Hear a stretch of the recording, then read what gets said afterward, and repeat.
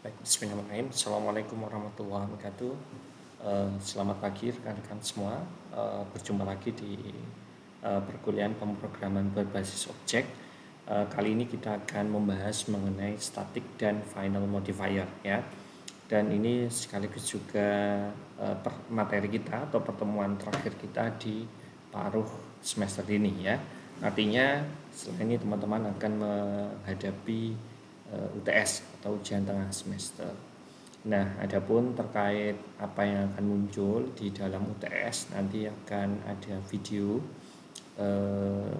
tersendiri ya terkait kisi-kisi UTS yang insya Allah akan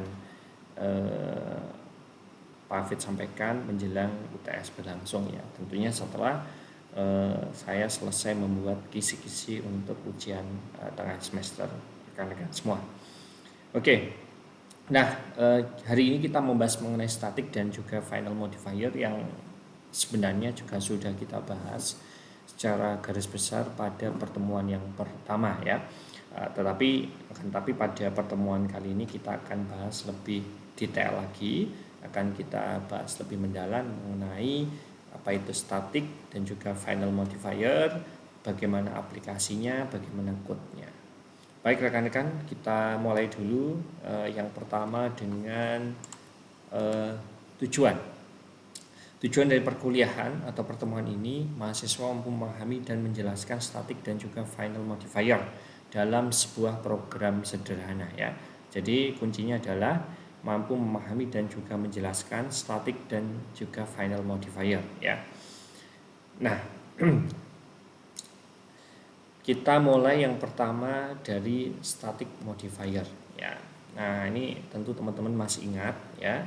Ini adalah tabel yang juga kita bahas pada pertemuan pertama ya.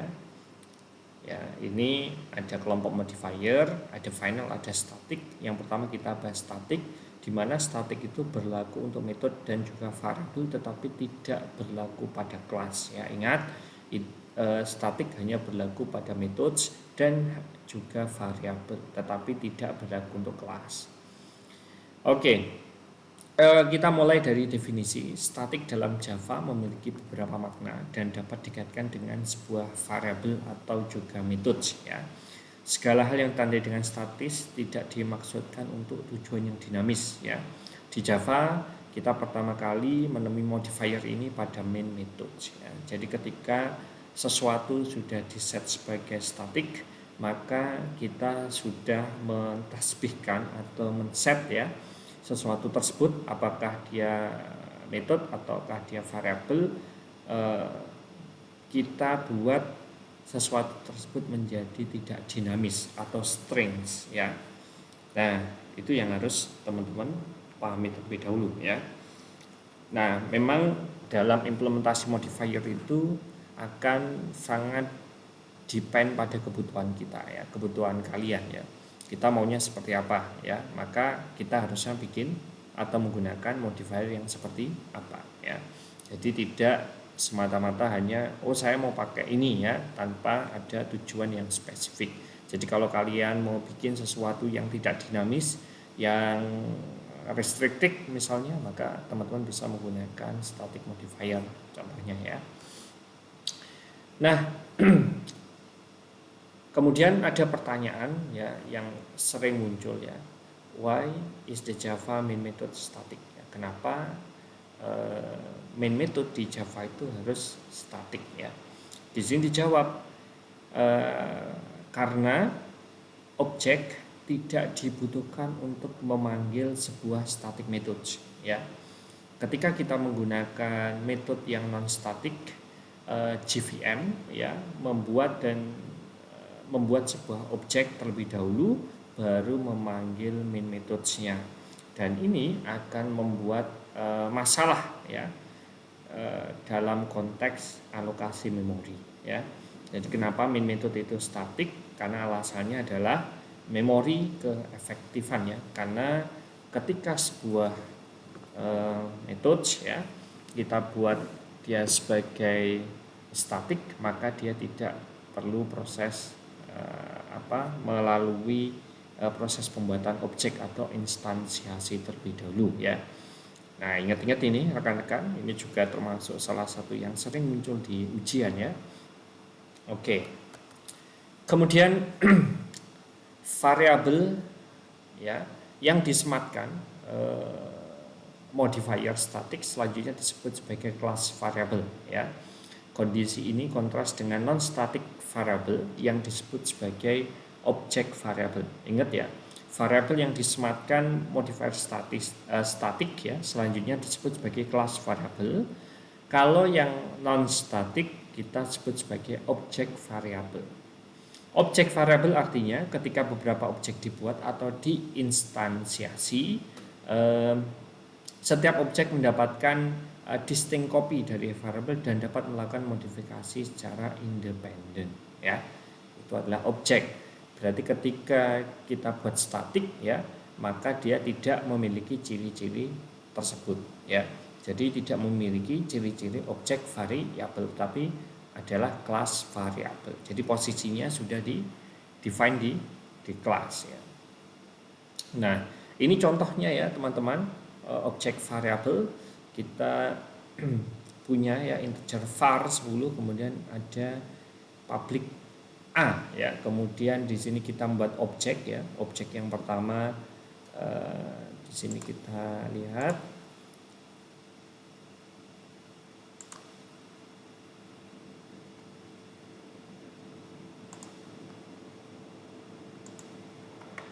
objek yang pertama ya, teman-teman bisa lihat ini OA1, kemudian ada OA2. OA1 new ya, ini berarti proses instansiasi karena kelasnya A. Ini berarti kalau kodenya seperti ini teman-teman, ini berada di dalam satu kelas yang sama ya, new A.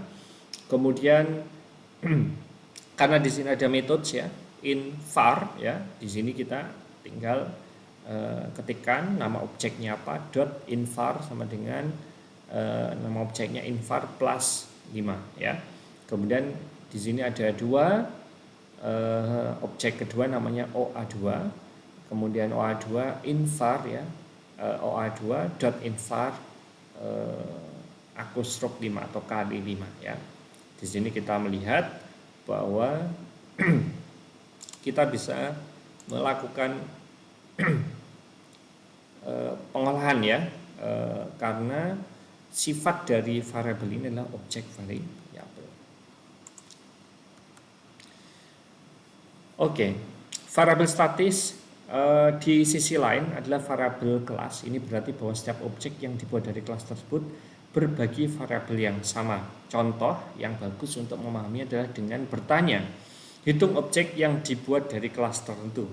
Solusinya, kita harus memiliki penghitung untuk melacak objek yang dibuat dari kelas tertentu dengan menambahkan penghitung setiap panggilan konstruktor ya.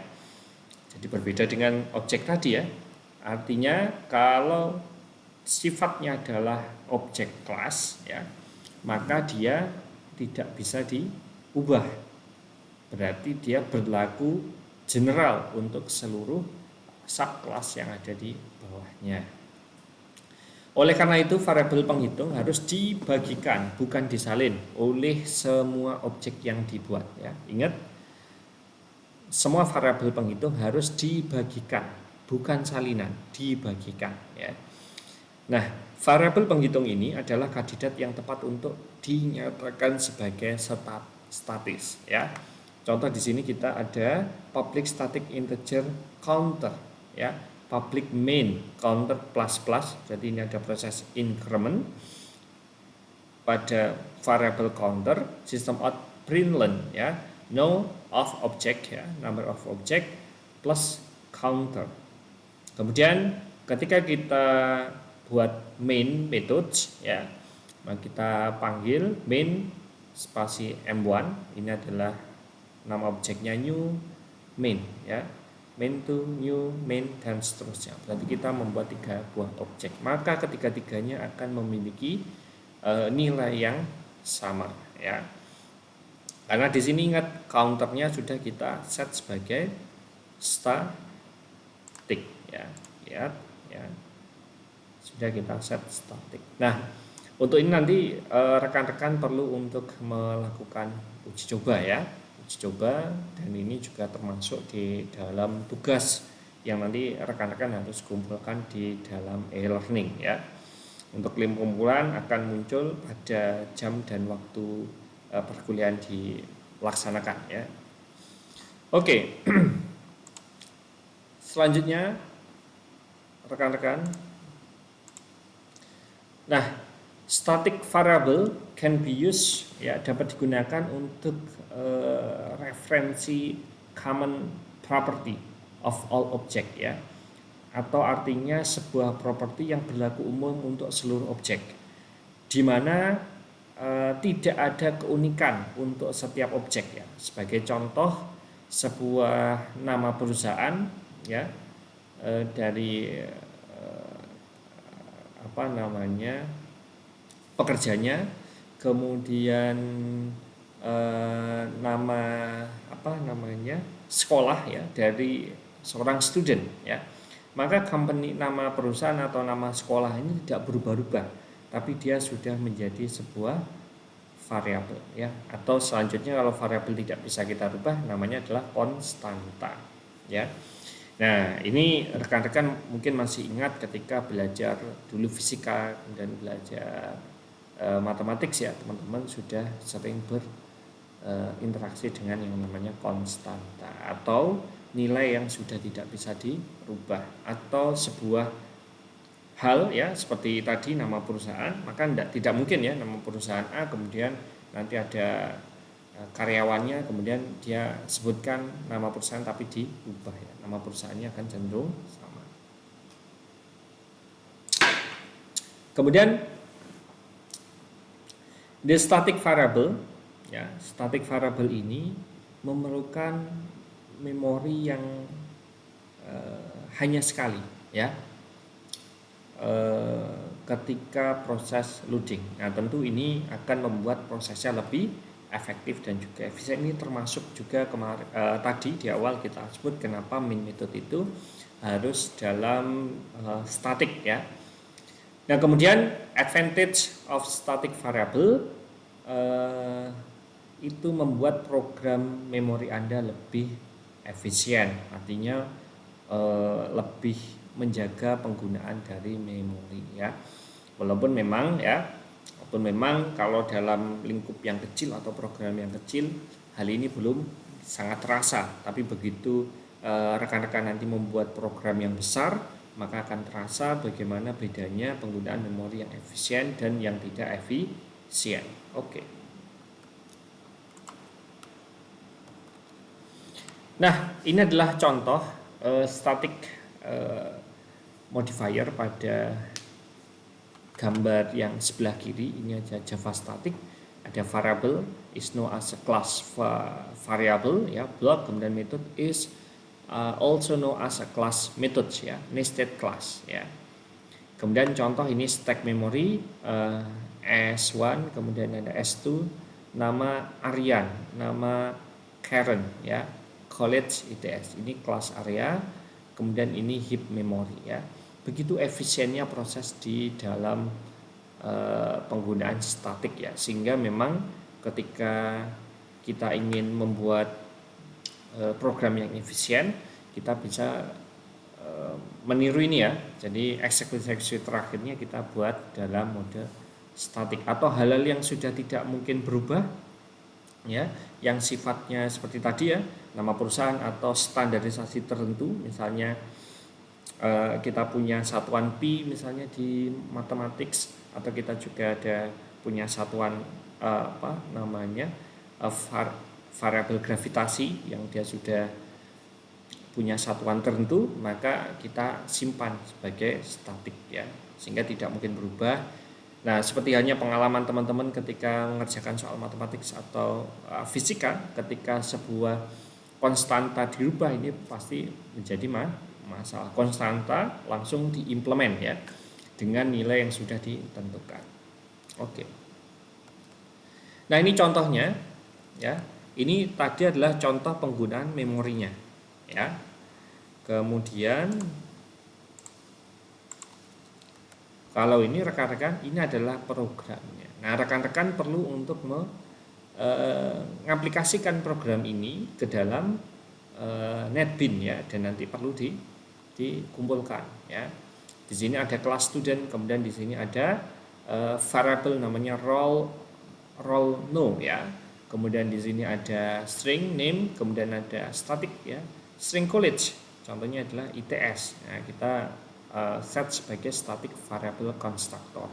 Kemudian di sini ada student integer r, string n, kemudian roll no sama dengan r, name sama dengan n ya. Kemudian dan seterusnya ya. Rekan-rekan ini silahkan coba untuk di imitasi ya atau di coding ulang di dalam NetBeans, dan nanti rekan-rekan perlu untuk mengumpulkan di dalam e-learning ya. Nah, kemudian outputnya nanti akan seperti ini rekan-rekan, Karan, dan Aryan ya. Jadi kurang lebih seperti ini. Nah, gambar di dalam alokasi penggunaan memorinya seperti ini, S1, S2 ya. Kemudian di sini ada ID-nya, kemudian ada ID-nya, ada namanya, ada namanya. College-nya sifatnya dia adalah kelas area. Kalau ini adalah objek area. Kenapa ini objek? Karena di sini bukan statik ya. Sedangkan di sini adalah statik. Begitu statik berarti dia akan menjadi properti dari kelas, bukan properti dari objek. Objek hanya tinggal mengimplementasi saja ya.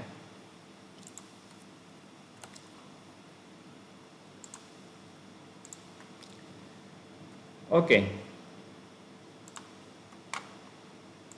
Selanjutnya teman-teman kita masuk ke dalam static modifier untuk methods ya. Sama seperti static variable, sebuah metode juga dapat dideklarasikan sebagai static ya. Biasanya methods mendefinisikan perilaku dari kelas.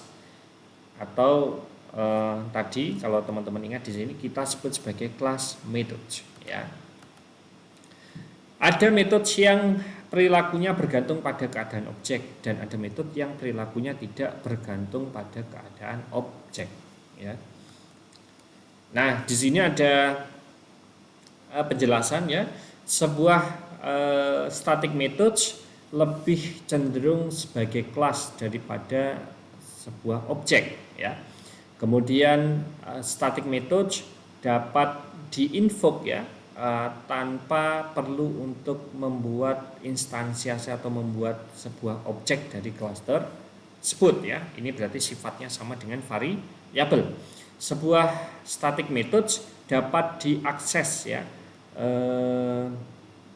oleh member dari static datanya dan dapat dirubah ya value-nya ya. Tapi lingkupnya dalam akses statik ya. Jadi ya sama-sama sifatnya statik. Oke. Ini sebagai contoh ya rekan-rekan. Static modifier pada methods, misalnya di sini kita punya package-nya example ya, teman-teman nanti bisa buat ya, dengan versi teman-teman sendiri. Kemudian di sini ada class main, kemudian di dalam class main ini ada static ya, variable, kemudian ada invar, ini bukan static, kemudian di sini ada main, kemudian ada public static void static function, kemudian di sini ada public void non static function. Kemudian di dalam main kita bisa lihat ya, static var equal 10 it's okay, invar 10 is not okay, not will be compiled ya, karena di sini invarnya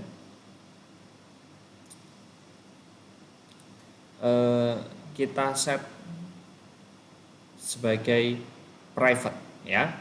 Kemudian static function ya, static function di sini public it's okay, non static function ya, public void ya, is not okay, will not compile. Teman-teman bisa lihat di sini walaupun dia private ya, private ya, kemudian ketika kita set dia sebagai static ya, tanpa kita membuat instansiasi kita bisa akses ya. Oke. Ini teman-teman bisa buktikan ya dalam coding. Oke, selanjutnya kita masuk ke segmen kedua, yaitu final modifier. Ya, tadi kan kita sudah di static ya, berlaku untuk metode dan juga variabel. Kalau sekarang final modifier berlaku untuk ketiganya, baik itu kelas, methods maupun variabel. Ya. Nah, final modifier adalah alat yang berguna untuk meningkatkan kualitas kode dan memastikan bahwa beberapa aspek program tidak dapat dimodifikasi atau diperluas. Dengan mendeklarasikan variabel, metode dan kelas sebagai final, pengembangan dapat menulis kode yang lebih aman, kuat dan juga mudah dipelihara. Ya. Namanya final ya. Kalau teman-teman yang suka nonton Kamen Rider ya, pasti tahu yang namanya final form atau perubahan terakhir dari Kamen Rider yang biasanya muncul di episode-episode akhir. Dan biasanya ada kecenderungan ketika seorang Kamen Rider itu sudah bisa mencapai final formnya, maka dia akan terus menggunakan final form pada episode berikutnya ketika muncul di seri Kamen Rider yang lainnya. Oke. Jadi final ini bisa berlaku buat kelas, metode maupun juga variabel. Oke, rekan-rekan kita mulai. Final variable, ketika variable dideklarasikan sebagai final, nilainya tidak dapat diubah setelah diinstansiasi. Ini kita sebut sebagai konstanta. Ya. Metode final, ketika metode dideklarasikan sebagai final, itu tidak dapat di-override oleh subclassnya, tidak bisa ditumpuk ya. Ini berguna untuk metode yang merupakan bagian dari API publik sebuah kelas dan harusnya tidak diubah oleh subclass ya. Jadi ketika kita set sebagai final, berarti ini sudah menjadi standarisasi ya. Contohnya adalah ketika Honda ya punya metode final berupa rangka ESAF, maka dipaksa ya motor-motor Honda itu pakai rangka ESAF, walaupun kita tahu rangka ESAF bermasalah, tapi nggak mau tahu ya karena itu sudah diset sebagai metode final. Kemudian di sana rangka ESAF katanya sudah ada perbaikan, ternyata kemarin kita lihat masih banyak korosi yang muncul ya karena proses lasnya masih menggunakan silika ya, jadi ada sisa karatnya ya. Selanjutnya kelas final, ketika kelas dideklarasikan dengan final maka tidak dapat diperluas oleh subclassnya. Ini berguna untuk kelas yang dimaksudkan untuk digunakan apa adanya dan seharusnya tidak diubah atau diperluas ya. Kemudian inisialisasi variabel final harus diinisialisasi oleh pada saat deklarasi atau dalam konstruktor kelas. Hal ini memastikan bahwa nilai variabel diatur dan tidak dapat diubah. Kinerja penggunaan final dapat meningkatkan kinerja karena compiler dapat mengoptimalkan kode lebih efektif karena variabel atau metode tidak dapat diubah ya. Keamanan final dapat membantu meningkatkan keamanan dengan mencegah kode jahat, mengubah data atau perilaku yang sensitif ya. Nah, di sini misalnya ya teman-teman ketika ingin berkoneksi ya antar jaringan, memerlukan sebuah token ya atau dari sistem A ke sistem B itu perlu API misalnya, maka API ini harus sifatnya final ya.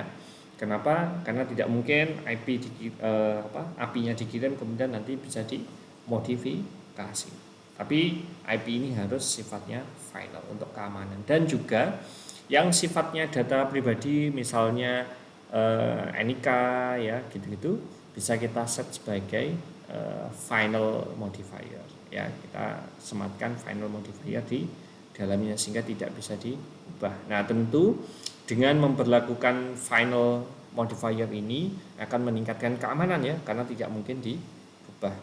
Kalau contoh di dalam dunia anime lagi ya teman-teman, misalnya kita lihat ya Pascivita Mark III ya, yang ternyata oleh Dr. Vegapunk itu dibuat final modifiernya justru ke Bonnie ya, anaknya si Puma ya, sehingga walaupun pemerintah dunia mau pakai, begitu sudah diperintah ya oleh final modifiernya, maka dia melawan pemerintah dunia ya. Bahkan kapal-kapal besarnya juga tidak bisa menghalau ya, karena dia punya kemampuan tameng gelembung ya. Oke. Mungkin bagi yang mas-mas ini cukup menarik, bagi mbak-mbak mungkin ini apa ya. Oke. Nah, ini sebagai contoh ya, final modifier pada variable nih. Ini contoh kita membuat konstanta ya, pi ya, final double pi ya, 3 14 ya, 15 9. Nah, ini sama sekali tidak bisa dirubah, bisanya langsung diimplement ya. Kemudian metode, ketika metode dideklar dengan final keyword, selanjutnya disebut sebagai final method di Java. Final method tidak dapat di overridden ya. Contohnya final void m1 ya. This final methods b extend a. Jadi kelas B ini adalah ekstensi dari kelas A.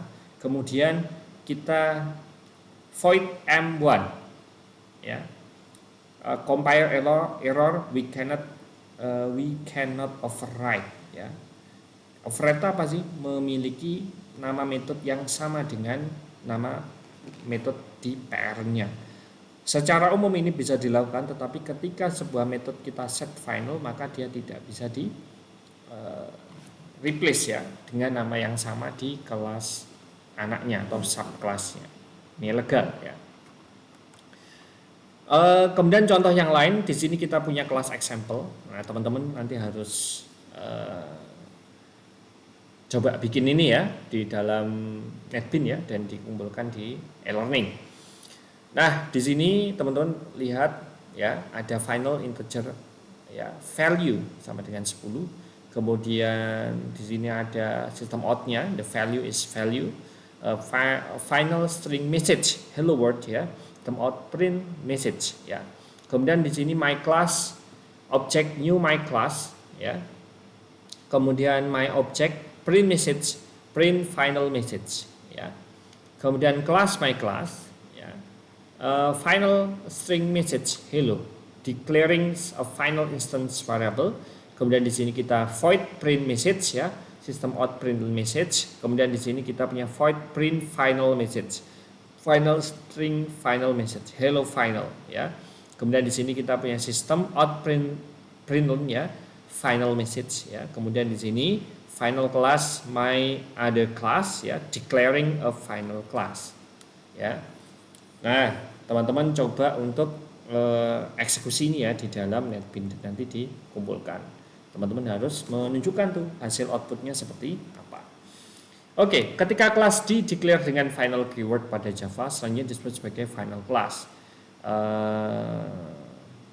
A final class tidak dapat di-extend atau di-inheritance atau tidak dapat diturunkan ya. Kalau yang tadi tidak, sebelumnya ya, kita tidak membahas kelas ya, karena memang tidak bisa diimplement di dalam kelas. Kalau final itu kita bisa implement di dalam kelas. Ketika kelas sudah di set final, maka dia tidak bisa diturunkan ya. Contoh di sini ada kelas A, kemudian kelas B ingin extend kelas A. Pada kelas A sifatnya adalah final, maka dia tidak akan muncul atau error ya. Nah, sehingga kalau teman-teman ingin membuat sebuah kelas yang sangat private, yang artinya ini hanya bisa dimasuki atau digunakan oleh kelas A sendiri, maka silahkan di set kelas A tersebut sebagai kelas final ya.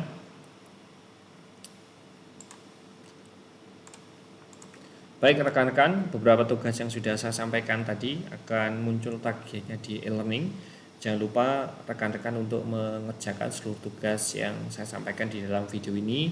Selamat belajar teman-teman, jangan kasih kendor ya. Karena ketika teman-teman mengerjakan seluruh tugas atau task yang sudah saya berikan di dalam video saya dari pertemuan pertama sampai pertemuan ke-7, insya Allah teman-teman bisa mengikuti UTS dengan baik dan lancar. Baik, terima kasih atas perhatiannya, dan sampai jumpa pada video kisi-kisi UTS ya teman-teman. Setelah itu nanti setelah UTS akan berganti dengan pengajar berikutnya. Terima kasih atas perhatiannya. Akhirul kalam. Assalamualaikum warahmatullahi wabarakatuh. Oke. Bye-bye.